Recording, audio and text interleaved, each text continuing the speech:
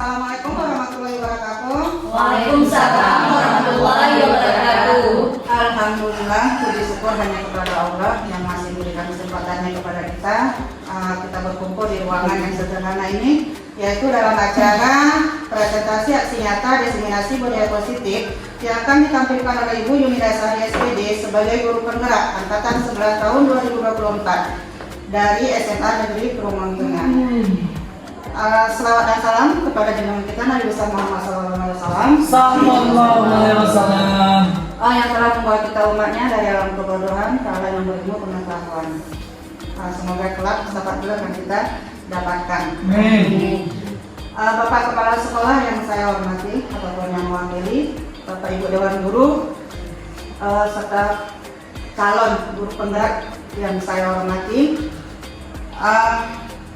Adapun rangkaian acara yang akan berlangsung hari ini adalah yang pertama pembukaan, yang kedua menaikkan lagu Indonesia Raya, yang ketiga sepatah dua patah kata dari kepala sekolah ataupun yang mewakili, yang keempat presentasi yang akan disampaikan oleh calon guru penggerak yaitu Ibu Yuni Dasari SPD.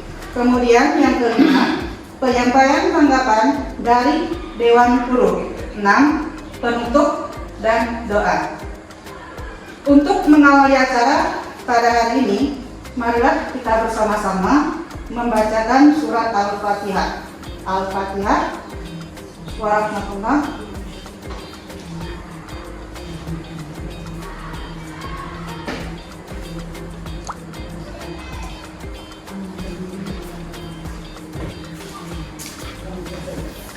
Berdoa selesai. Acara selanjutnya menyanyikan lagu Indonesia Raya. Untuk peserta destinasi kami mohon untuk berhenti.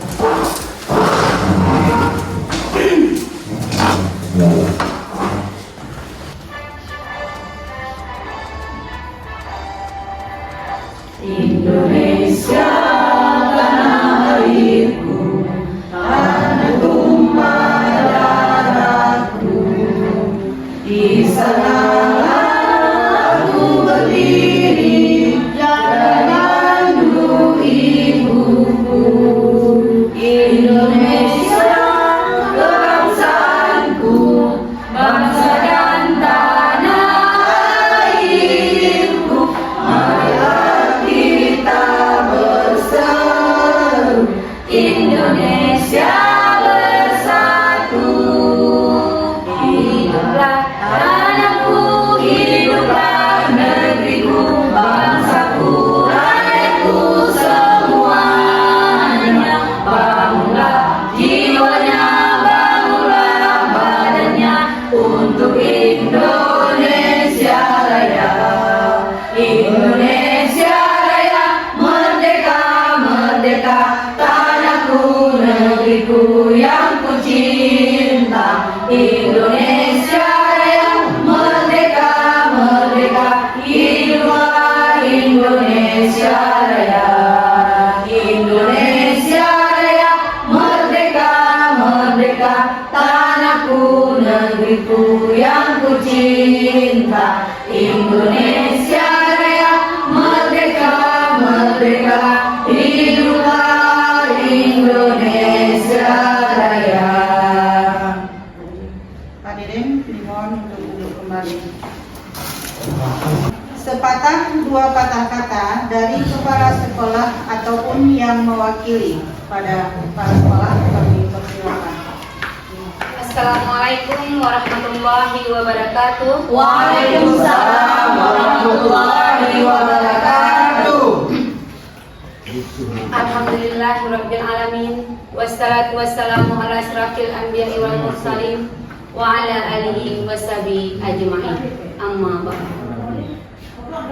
Pertama-tama, marilah kita panjatkan puji dan syukur kehadirat Allah Subhanahu wa taala yang telah memberikan kesempatan kepada kita semua untuk bisa melaksanakan, mengikuti presentasi aksi nyata diseminasi budaya positif di SMA Trumon Tengah yang kita cintai.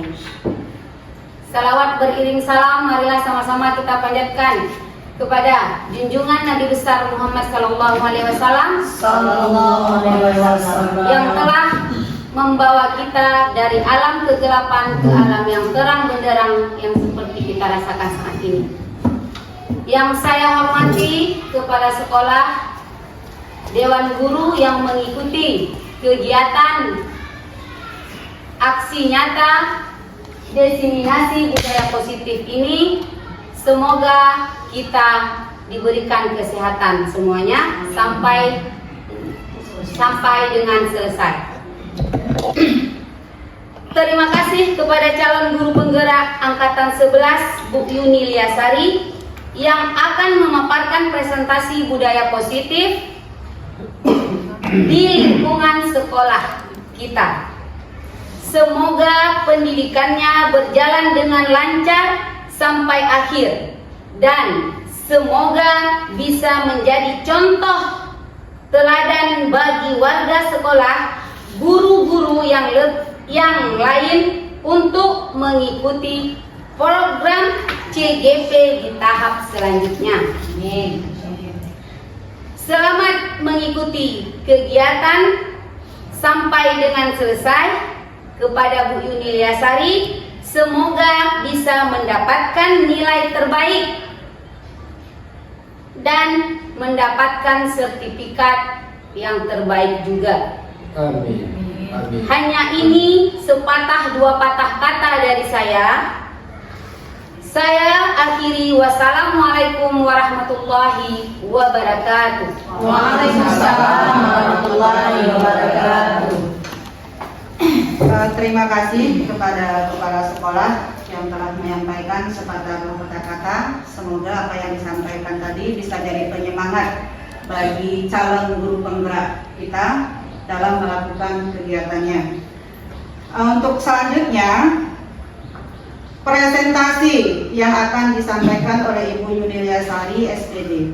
Kepada Ibu Yuni Liasari, waktu dan tempat kami persilakan.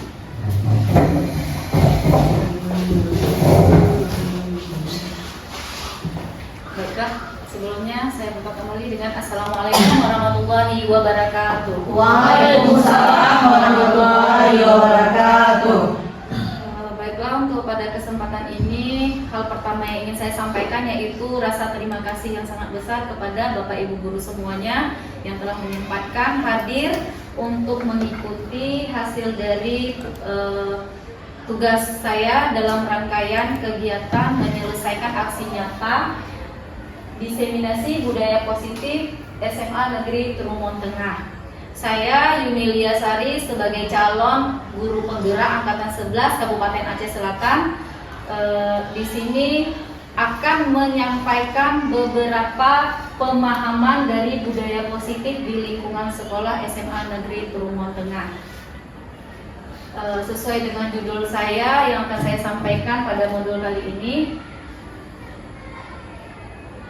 Nah, di sini perkenalkan terlebih dahulu yaitu Bapak guru hebat kami yang membimbing kami serta menyemangati kami dari awal hingga sampai pada modul sekarang ini, yaitu yang pertama Ibu Sufinatul Mujizah sebagai fasilitator dari Aceh Tenggara. Kemudian ada Bapak pengajar praktik kami yaitu Bapak Kamaludin. Nah, pada konsep inti budaya positif yang ingin saya sampaikan di sini yaitu ada beberapa poin. Yang pertama yaitu perubahan paradigma belajar. Kemudian yang kedua disiplin positif, nilai-nilai kebajikan, kebutuhan dasar manusia, motivasi perilaku manusia, posisi kontrol guru, keyakinan kelas, dan terakhir segitiga restitusi.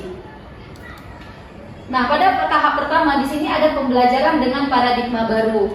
Pembelajaran yang seperti apa yang dikatakan dengan paradigma baru, yaitu adalah pembelajaran yang berorientasi pada penguatan kompetensi dan pengembangan karakter sesuai dengan nilai-nilai profil pelajar Pancasila. Pembelajaran paradigma baru memastikan praktik pembelajaran yang berpusat pada murid, yang mana setiap murid belajar sesuai dengan kebutuhan dan tahap perkembangannya, yaitu sesuai dengan profil pelajar Pancasila. Ada 6 poin, yaitu yang pertama beriman dan bertakwa kepada Tuhan Yang Maha Esa dan berakhlak mulia. Kemudian yang kedua, berkebinaan global. Yang ketiga, gotong royong. Yang keempat, mandiri. Yang kelima, bernalar kritis. Dan yang keenam, kreatif. Kemudian pada poin teori kontrol atau teori pilihan atau disebut juga dengan ilusi kontrol. Yang pertama, terkadang guru membuat ilusi seperti guru dapat mengontrol murid. Nah, di sini untuk ilusi kontrolnya. Kemudian yang kedua, ilusi bahwa orang dewasa itu berhak memaksa. Yang ketiga, ilusi bahwa setiap kritik dan membuat rasa bersalah itu mampu menguatkan karakter. Yang keempat, ilusi bahwa semua penguatan positif, efektif, dan bermanfaat. Nah, pada proses mengubah paradigma stimulus respon ke pendekatan teori kontrol, yaitu perbedaannya terletak di jika di stimulus respon, yaitu yang pertama, realita kebutuhan sama, tetapi pada teori kontrol, realita kebutuhan itu berbeda. Kemudian pada stimulus respon yang kedua, semua orang melihat hal yang sama. Pada teori kontrol, semua orang memiliki gambaran yang berbeda. Yang ketiga, orang lain bisa mengontrol saya, tapi pada teori kontrol, hanya Anda sendiri yang dapat mengontrol diri sendiri. Yang keempat, saya bisa mengontrol orang lain. Pada teori kontrol, Anda tidak bisa mengontrol orang lain. Yang kelima, perilaku buruk dilihat sebagai suatu kesalahan, tetapi pada teori kontrol, semua perilaku itu memiliki tujuan tertentu. Yang keenam, ada pemaksaan saat bujukan gagal, tetapi pada teori kontrol, saat kegagalan itu, maka melakukan berkolaborasi dalam membuat pilihan-pilihan baru, yaitu tidak memaksa. Yang ketujuh, mengubah pandangan orang lain agar sama dengan kita. Tapi pada teori kontrol, berusaha memahami pandangan orang lain tentang dunia tanpa memaksanya. Nah, pada pertanyaan pemantik di sini ada 2 poin yang perlu kita ketahui, yaitu menurut Bapak Ibu, apakah makna dari disiplin? Kemudian ketika mendengar kata disiplin, apa yang terlintas di pikiran kita? Kira-kira apa nih Bapak Ibu kalau misalkan kita mendengar kata disiplin? Tepat waktu. Contohnya datang sekolah dengan tepat waktu, pulang sekolah juga Sesuai jadwal. Mungkin itu yang terlintas pertama sekali saat mendengar kata disiplin. Nah, disiplin positif di sini secara garis besarnya atau pemahamannya yaitu yang merupakan sikap dan perasaan taat atau patuh terhadap nilai-nilai yang dipercaya merupakan tanggung jawabnya. Disiplin positif adalah menumbuhkan disiplin yang didorong dalam diri anak tanpa hukuman dan tanpa hadiah. Kemudian hanya saja memerlukan aturan dan batasan yang jelas tentang apa yang boleh dan tidak boleh dilakukan untuk kepentingan bersama. Dan sebagai seorang pendidik tentunya bertujuan untuk menciptakan peserta didik yang memiliki disiplin diri, sehingga mereka berperilaku yang mengacu pada nilai-nilai kebajikan universal dalam perubahan perilaku yang tentunya ke arah lebih baik lagi. Nah, apa itu nilai-nilai kebajikan universal? Nilai-nilai kebajikan universal adalah nilai-nilai yang disepakati bersama lepas dari suku bangsa, agama, bahasa, maupun latar belakang. Nilai-nilai kebajikan harus menjadi landasan perilaku. Nilai-nilai kebajikan itu juga dapat berupa keadilan, keselamatan, tanggung jawab, kejujuran, rasa syukur, berprinsip, integritas, kasih sayang, rajin, berkomitmen, percaya diri, kesabaran, keamanan, dan lain halnya. Dengan kata-kata, yaitu nilai kebajikan itu merupakan sifat-sifat positif yang ada dalam diri manusia yang ingin dicapai. Intinya sikap dan sifat kita sebagai manusia yang bernilai positif. Nah, kemudian kebutuhan dasar manusia seperti pada poin yang sebelumnya tadi. Kebutuhan dasar manusia itu merupakan unsur-unsur yang dibutuhkan oleh manusia dalam menjaga keseimbangan. Adapun 5 kebutuhan itu adalah yang pertama, kebutuhan bertahan hidup. Yang seperti apa kebutuhan itu? Yaitu kesehatan. Kita kan butuh kesehatan, ya kan? Kemudian rumah, kita memerlukan rumah juga. Kemudian makanan untuk bertahan hidup, seperti judulnya. Nah, kemudian yang kedua, kasih sayang dan rasa diterima, yaitu maksudnya merasa kebutuhan untuk diterima. Jadi makanya kadang-kadang beberapa anak itu membuat masalah. Tujuannya apa? Mencari perhatian. Karena apa? Supaya mereka bisa diterima. Kemudian yang ketiga, penguasaan, yaitu kebutuhan pengakuan atas kemampuan. Nah, ini mungkin tadi salah satunya yang memberikan hadiah. Itu kan juga pengen diakui kalau mereka itu mampu atas kinerja mereka. Kemudian yang keempat, kebebasan, yaitu kebutuhan akan pilihan, yang seperti poin yang tadi, tidak ada pemaksaan dalam membuat pilihan.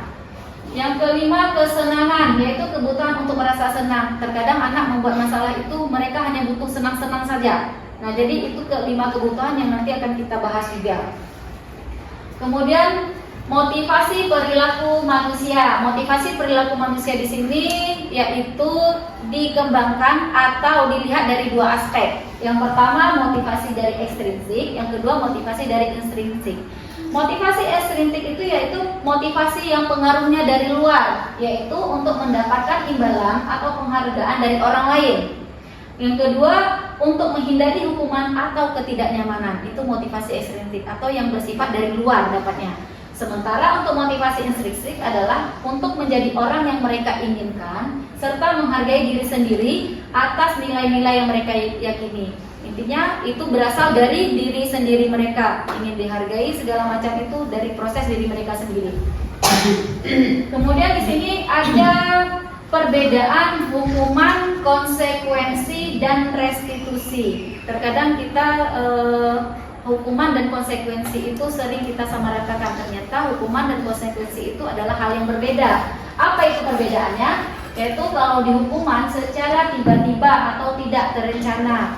Misalnya nih, tanpa ada kesepakatan dengan siswa, misalnya siswa tersebut tidak mengerjakan tugas atau terlambat, dengan secara tiba-tiba kita buat peraturan baru, misalnya putih sampah ataupun push up ataupun keliling lapangan dan segala macam itu secara tiba-tiba tanpa anak tahu. Kalau saya buat kesalahan, saya harus apa? Dia tidak tahu apa-apa gitu. Intinya peraturan itu hanya bersifat satu arah, kita sendiri yang menentukan secara tiba-tiba. Kemudian yang kedua, murid tidak tahu apa yang akan terjadi dan tidak dilibatkan. Ini yang saya bilang tadi. Dia tidak tahu jika nanti saya buat kesalahan apa yang akan terjadi, dia tidak tahu. Kemudian yang ketiga, berupa hukuman fisik atau psikis. Nah, ini yang paling dilema juga, yang paling sering kita hadapi bersama ya.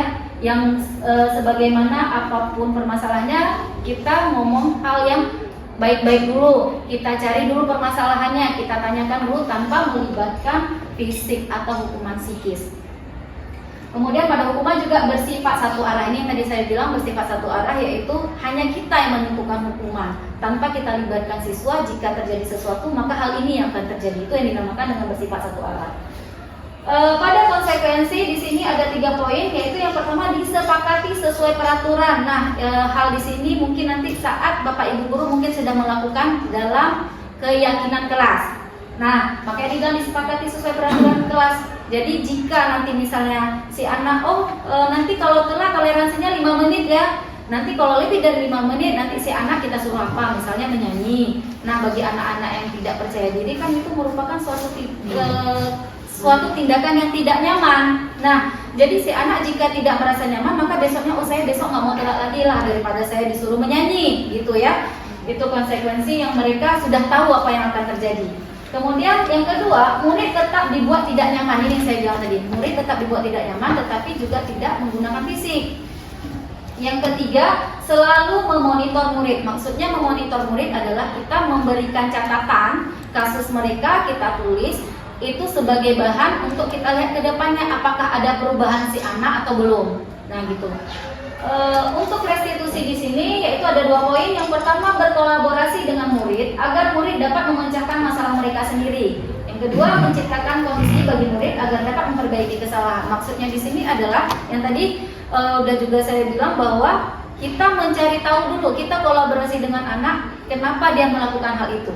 Kita tanya terlebih dahulu, mungkin ada alasan atau mungkin saat si anak telat terlambat sekolah. Kita jangan langsung marah, harusnya ya Bapak Ibu ya. Mungkin sering terjadi, mungkin kadang saya juga pernah melakukan, ini menjadi introspeksi diri kita sendiri juga.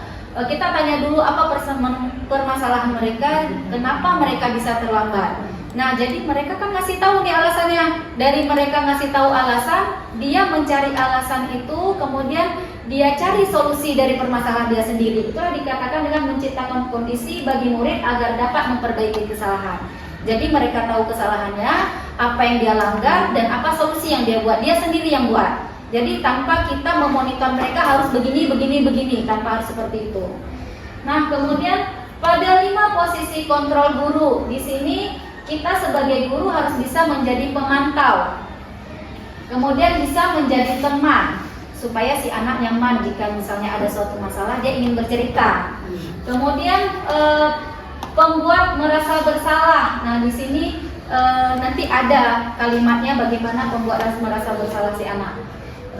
Kadang-kadang kita gini meminta tolong ya dikerjakan, kalau enggak nanti ibu dimarahin kepala sekolah. Nah, itu kita membuat dia merasa bersalah, ataupun kamu jangan membuat seperti itu ya. Nanti kita lihat di slide selanjutnya ada kalimat-kalimat tertentu yang membuat 5 posisi kontrol ini. Kemudian ada penghukum. Nah ini sangat jelas sekali ya Bapak Ibu ya. Kadang kita guru juga sering langsung sebagai penghukum, padahal kontrol yang lain tuh masih banyak tanpa melihat kontrol-kontrol yang lain. Terakhir ada posisi manajer. Nah, di sini nanti kita lihat apa perbedaan pemantau, manajer, teman dan sebagainya. Nah, di sini ada contoh penerapan 5 posisi kontrol guru. Nah, ini ada kasusnya siswa terlambat datang sekolah.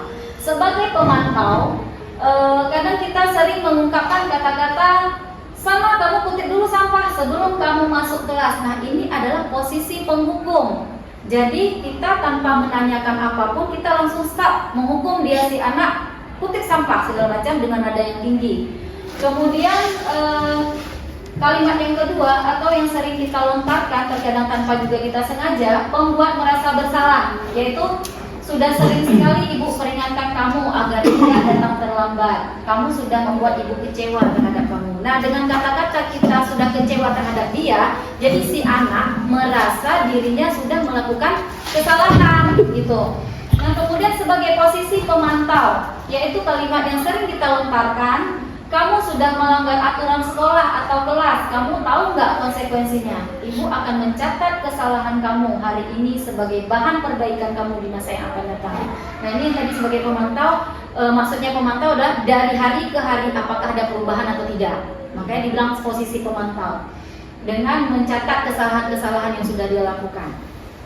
Kemudian pada posisi teman, kalimat yang paling sering kita lontarkan yaitu dengan mengatakan seperti ini, "Baiklah, kali ini ibu memaafkan kamu, tapi lain kali bantu ibu ya untuk tidak datang terlambat lagi." Nah jadi kita dengan anak merasa berteman, kita minta bantu dengan anak supaya bekerja sama dengan kita kalau kedepannya untuk tidak melakukan kesalahan yang sama. Kita minta bantu nih sama dia seperti kita dengan teman-teman gitu. Jadi posisi kita mengajak dia itu berteman. Kemudian yang terakhir ada posisi manajer. Nah, posisi manajer di sinilah yang harus kita kembangkan nantinya. Kenapa? Karena di posisi manajer di sini kalimat yang sering dan nantinya kalau bisa kita lakukan ke depannya yaitu, apakah kamu tahu kesalahan yang sudah kamu lakukan? Kemudian bagaimana caranya kamu memperbaiki kesalahan yang sudah kamu lakukan? Nah, maksudnya di sini kalimat ini adalah kita berkolaborasi dengan anak, mencari tahu kesalahan anak, tetapi si anak sendiri yang menyebutkan kesalahannya, si anak sendiri yang mencari solusinya. Jadi di sini bisa kita bilang kita berkolaborasi atau berdiskusi dengan anak untuk mencari titik terang dari permasalahan. Itu posisi manajer. Nah, yang paling sering nih kita kadang-kadang ada kata-kata atau kalimat seperti ini. Posisi kontrol apakah aku jika kita mengatakan hal seperti ini. Saya kecewa sekali dengan kamu. Kira-kira nih Bapak Ibu, posisi kontrol apa nih di sini? Tadi kan kita ada pemantau, ada penghukum, ada teman, ada manajer, dan ada pembuat merasa bersalah. Pembuat merasa bersalah. Pembuat merasa bersalah. Kalau yang saya kecewa sekali dengan kamu. Ya. Oke, nanti kita keep dulu ya Bapak Ibu. Kemudian yang kedua, kamu tidak pernah benar melakukannya. Kira-kira posisi apa nih yang terjadi di sini?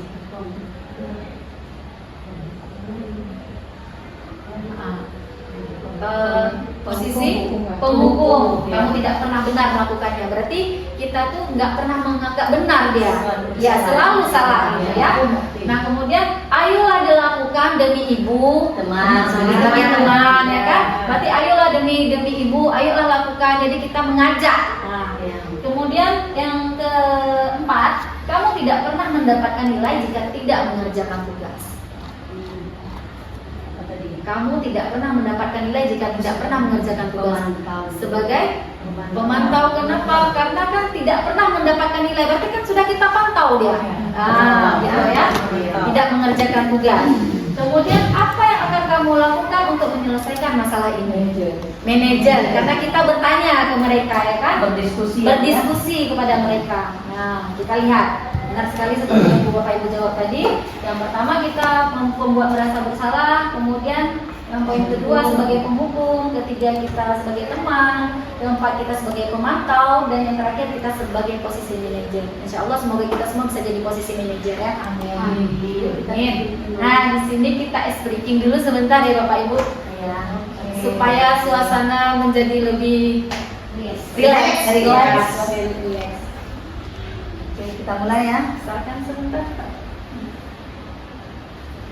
Oke, berdiri nih Bu. Boleh berdiri ya Pak Ibu ya. Kita lihat tegang tangan dan kaki.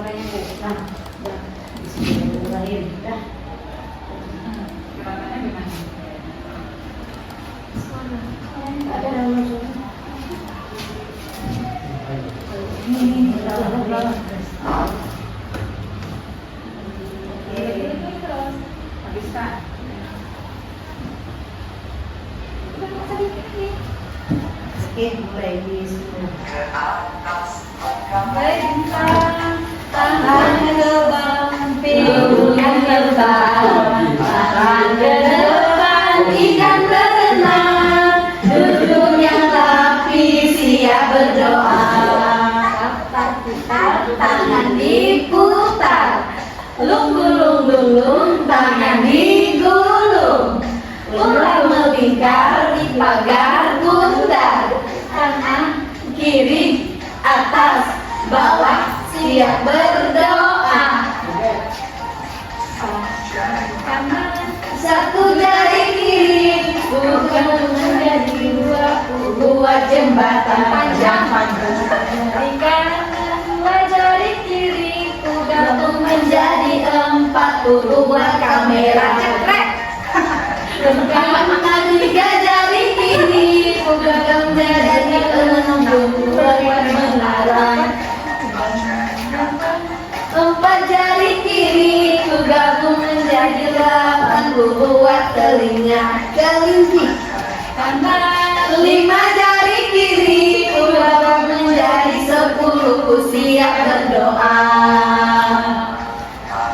Ke atas menggapai bintang, tangan ke samping burung yang terbang, tangan ke depan ikan berenang, duduk yang rapi siap berdoa. Putar, tangan diputar, lung-gulung-gulung tangan digulung, ular melingkar di pagar bundar. Kanan, kiri, atas, bawah, siap berdoa. Kanan, satu jari kiri, gabung jadi 2, buat jembatan panjang. Jari kanan, 2 jari kiri, gabung menjadi 4, buat kamera triplek. Jari kanan, 3 jari kiri, gabung menjadi 6, buat menara tinggi. Kanan, 4 jari kiri, gabung menjadi 8, buat telinga kelinci. Kanan, 5 jari kiri, gabung menjadi 10, siap berdoa. Terima kasih Bapak Ibu. Oke,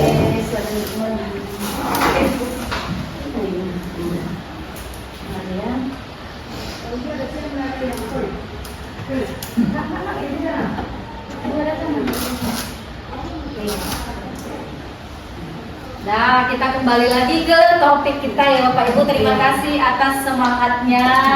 Saya berharap semangat ini akan sampai akhir nanti di presentasi saya. Baiklah, kita lanjutkan kembali dari hasil materi saya. Nah, di sini ada ilustrasi peraturan dan keyakinan. Nah, pada ilustrasi di sini saya mengambil dalam penggunaan kesehatan, protokol kesehatan. Yaitu mengapa kita memiliki peraturan tentang protokol kesehatan, tentang penggunaan masker dan mencuci tangan. Mungkin jawabannya adalah untuk menjaga keselamatan atau kesehatan, ya kan? Agar kita itu tanpa dipaksa, terkadang kita emang langsung daripada saya sakit, ya kan? Jadi dengan kita yakini bahwa diri kita itu mempunyai nilai keselamatan dan punya nilai kesehatan, seperti nilai-nilai pada kebajikan universal tadi, bahwa sebelum melakukan sesuatu kita sudah meyakini nilai kebajikan itu ada pada diri kita, yaitu dengan mentaati protokol kesehatan tanpa ada paksaan, tujuannya untuk ke diri sendiri, bahwa untuk menjaga keselamatan dan kesehatan. Nah, di sini perbedaan keyakinan kelas atau kesepakatan kelas dengan peraturan kelas. Mungkin kita selama ini sedikit keliru dengan bahasa yang identik mirip. Peraturan kelas dengan kesepakatan kelas, padahal ini mempunyai arti yang berbeda. Kalau keyakinan kelas atau kesepakatan kelas, yaitu keyakinan kelas itu dibuat berdasarkan kesepakatan kelas, sepakatnya kelas ya, antara guru dan siswa yang bersifat universal. Sementara pada peraturan kelas, peraturan biasanya dibuat oleh guru dan bersifat satu arah, seperti yang tadi, bahwa kalau peraturan kelas itu kita yang membuat, tidak boleh begini. Jika nanti telat, jadinya nanti harus push up segala macam. Kita tidak meminta tanggapan anak. Kita tidak meminta anak melihat konsekuensi apa yang akan terjadi. Kita tidak melibatkan anak. Itu kalau peraturan kelas. Tapi kalau kesepakatan kelas atau keyakinan kelas adalah yang kita buat peraturannya atau yang kita buat kesepakatannya hasil dari kesepakatan bersama. Jadi mereka pun tahu apa yang akan terjadi jika hal yang nggak ingin terjadi itu terjadi. Nah, jadi mereka jadi tahu apa konsekuensinya. Nah, dalam pembentukan keyakinan kelas ada 6 poin yang kita perhatikan, yaitu dia bersifat bebas. Tapi dalam artian bebas di sini juga harus memiliki nilai-nilai positif ya Bapak Ibu. Yang kedua, dibuat dalam pernyataan atau kalimat positif. Nah, makanya tadi dibilang bersifat bebas, tapi ada kaitannya dengan kalimat positif. Jadi saat kita membuat kesepakatan kelas itu harus menggunakan kalimat-kalimat positif yang tidak ada unsur-unsur negatif saat kita melakukan kesepakatan ini. Boleh kita buat sebebas apapun kesepakatan, tapi dalam konteks yang positif. Yang ketiga, sesuai dengan kondisi kelas atau sekolah. Nah, kita sesuaikan juga dengan kondisi. Jangan kita membuat banyak peraturan, tetapi dalam kondisi kelas itu tidak memungkinkan. Jadi kita sesuaikan.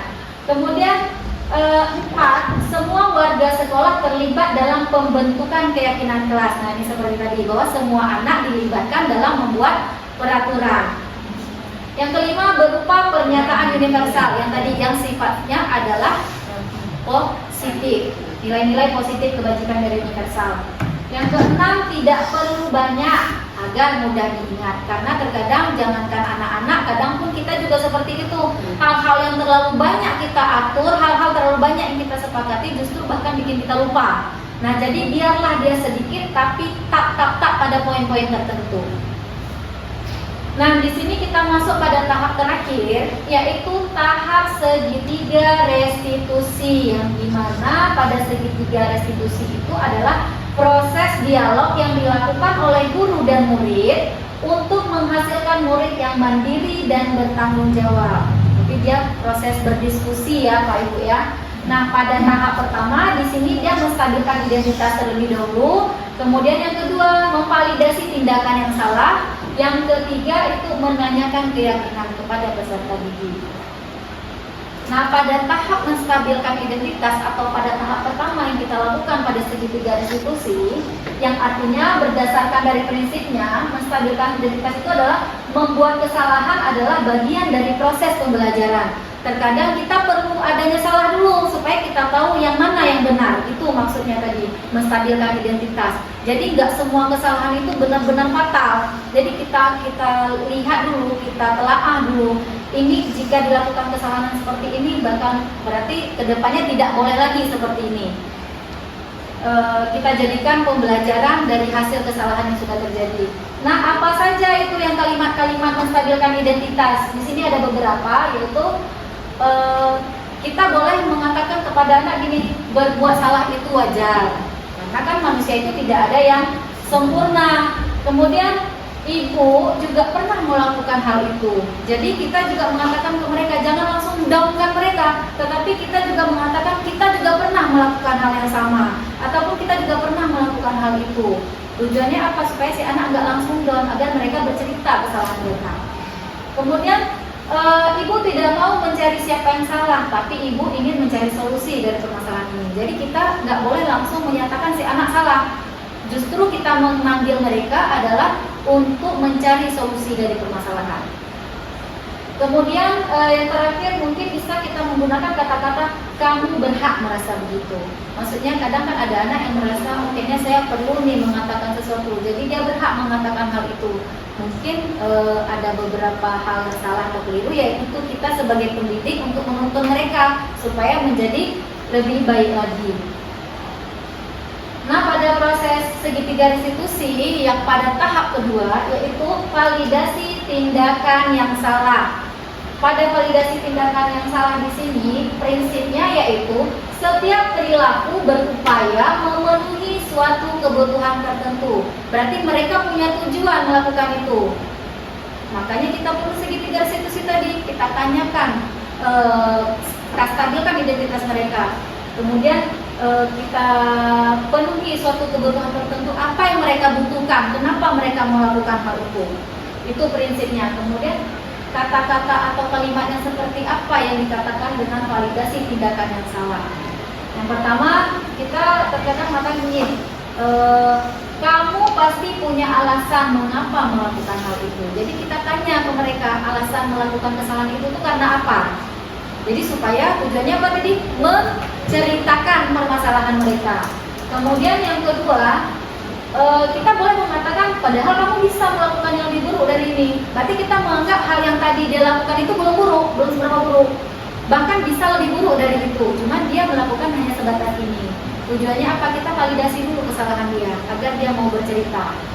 Kemudian yang ketiga, kamu patut bangga karena telah melindungi sesuatu yang penting buatmu. Maksudnya di sini dia bangga, bukan bangga atas kesalahan. Mungkin kadang saat misalnya nih ada si anak yang telah pergi sekolah karena mengantarkan ibunya ke sekolah, kerja, entah berdagangkah atau bekerjakah. Nah, si anak kan merasa bangga karena sudah berbakti kepada orang tua, tetapi dalam versi kita sekolah merasa itu adalah kesalahan karena dia datang terlambat. Nah, seperti itu. Jadi kita membuat dia bangga dulu atas apa yang telah dia lakukan. Tapi baru kita cari solusinya. Kemudian boleh juga kita mengatakan ini, kamu melakukannya karena mempertahankan sesuatu yang penting bagimu. Kadang ada gini, si anak terpaksa melakukan kesalahan untuk melindungi sesuatu yang penting di agak dia.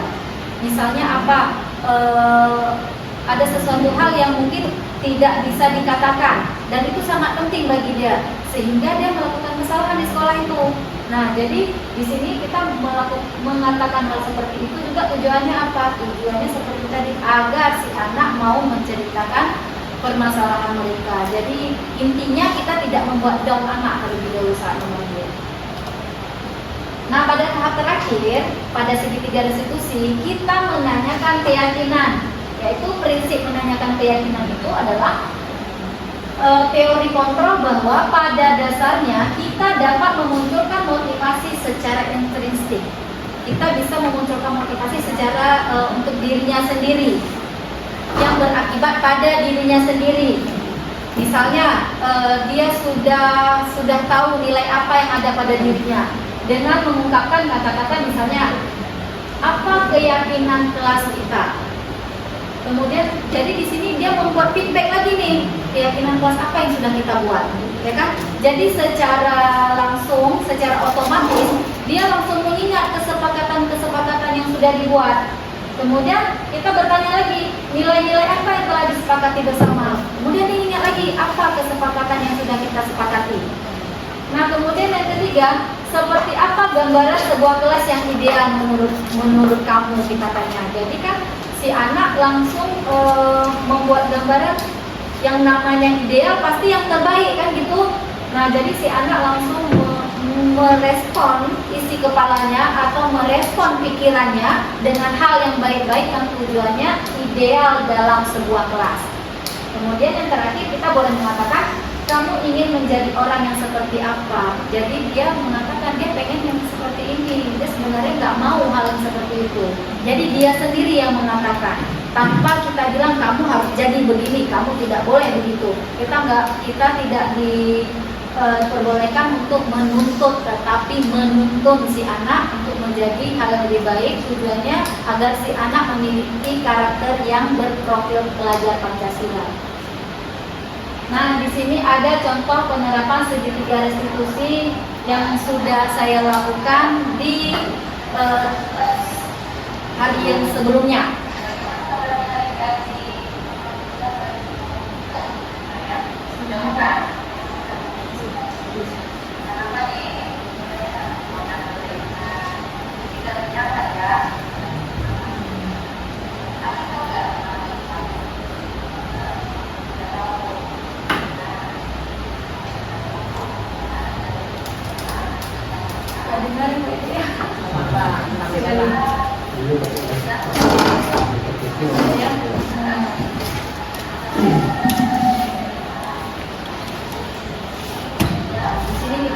Menstabilkan identitas. Sini dia mengatakan kalau si anak semua orang itu pasti membuat kesalahan. Semua manusia itu tidak ada yang sempurna. Jadi di awal kita mengatakan hal itu terlebih dahulu. Tujuannya itu menstabilkan identitas mereka yang melakukan kesalahan itu sebenarnya wajar-wajar saja. Di sini masuk ke tahap validasi tindakan yang salah. Maksudnya di sini kita sebagai guru menanyakan kepada dia alasan kenapa dia melakukan kesalahan tersebut.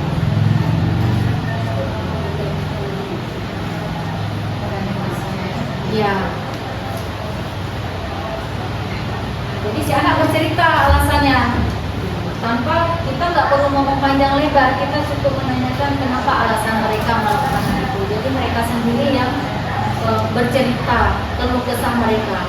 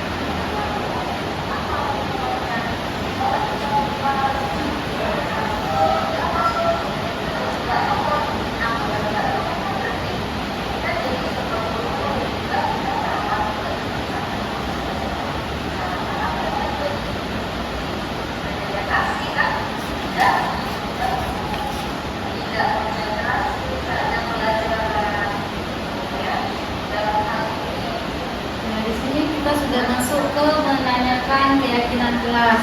Jadi kita menanyakan keyakinan kelas yang kita buat tadi. Hal apa yang sudah mereka langgar. Jadi kan mereka mengingat kesepakatan yang mereka buat. Di poin mana yang mereka langgar. Nah, jadi mereka sendiri yang mengingatkan kesalahan mereka.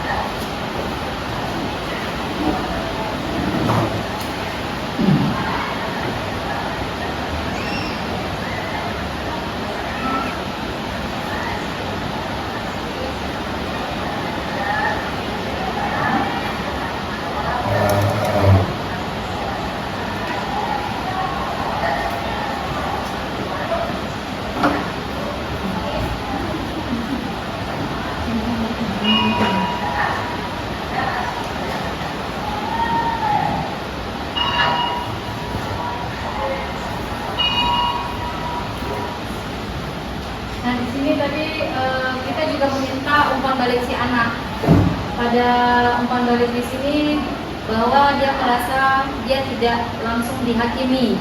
Jadi dia merasa dengan kesalahannya itu dia bahkan mendapatkan solusi dari hasil diskusi yang dilakukan oleh wali kelasnya, atau saat itu adalah saya sendiri. Nah, di sini dia merasa senang dan merasa berterima kasih bahwa dia tidak langsung dihukum, bahwa dia pendapat dia itu didengarkan, sehingga dari yang kita dengarkan pendapatnya dia juga mendapatkan solusi.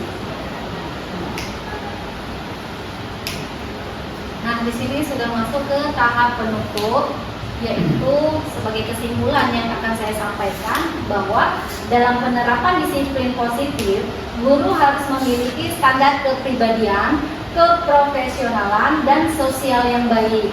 Sebagai pendidik, kita juga harus mampu merefleksikan diri sebagai posisi kontrol serta menjadi among kepada peserta didiknya untuk menuntun murid-muridnya menjadi pribadi yang lebih baik, mandiri, merdeka, dan bertanggung jawab. Terima kasih kepada Bapak Ibu semuanya. Salam bahagia kita untuk seluruh guru hebat telah mengikuti dan menghadiri hasil dari presentasi saya. Saya ucapkan sekali lagi terima kasih banyak kepada Bapak Ibu guru. Saya kembalikan kepada moderator.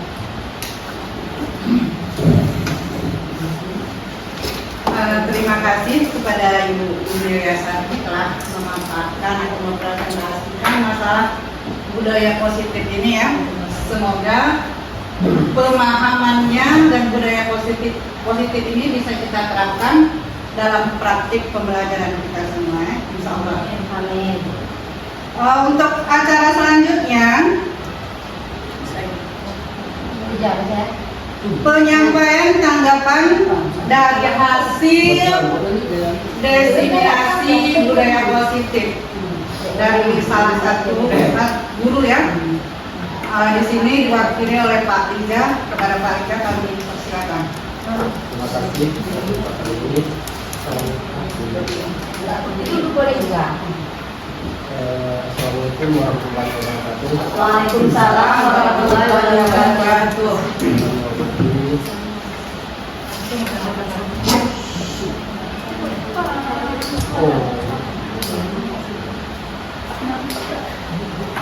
Yang kami hormati Bapak Kepala SMA Teman Tengah atau yang mewakili, yang kami hormati para dewan guru, dan yang paling kami banggakan calon penggerak angkatan 11 dari SMA Negeri Teman. Segala presentasi yang sudah disampaikan oleh Bu ini, alhamdulillah sudah bagus dan sangat bermanfaat bagi kita semua. Namun di sini kami berharap dari hasil pemaparan tadi bisa berdampak positif bagi peserta Teman Tengah dan mungkin akan menjadi sebuah motivasi bagi guru-guru yang lain untuk melanjutkan menjadi calon guru-guru penggerak kesempatan selanjutnya. Jadi sekali lagi kami ucapkan selamat untuk ini. Alhamdulillah bisa terus. Assalamualaikum warahmatullahi wabarakatuh. Waalaikumsalam warahmatullahi wabarakatuh. Terima kasih kepada Pak Riza yang telah memberikan tanggapan tentang kegiatan kita hari ini. Mudah-mudahan bisa termotivasi ya Pak Riza ke depannya untuk bisa mengikuti CGP ini ya di angkatan-angkatan berikutnya. Sekali lagi kami ucapkan terima kasih. Untuk acara selanjutnya penutup atau doa ya. Di sini kita kembali setelah mengikuti rangkaian acara dan alhamdulillah kita bisa melaksanakan dengan baik. Kalau menurut saya ini udah alhamdulillah sekali ya, dengan kegiatan-kegiatan ini bisa membuat kita atau bisa nanti mengubah cara kita dalam melakukan kegiatan atau melakukan sesuatu yang berhubungan dengan antara guru dengan murid ya. Untuk penutup ini kita ucapkan alhamdulillah saja. Semoga kedepannya kita bisa lebih baik lagi. Alhamdulillah. Saya selaku pembawa acara mungkin ada kekurangan, saya mohon maaf. Saya Hedi, Assalamualaikum warahmatullahi wabarakatuh. Waalaikumsalam warahmatullahi wabarakatuh.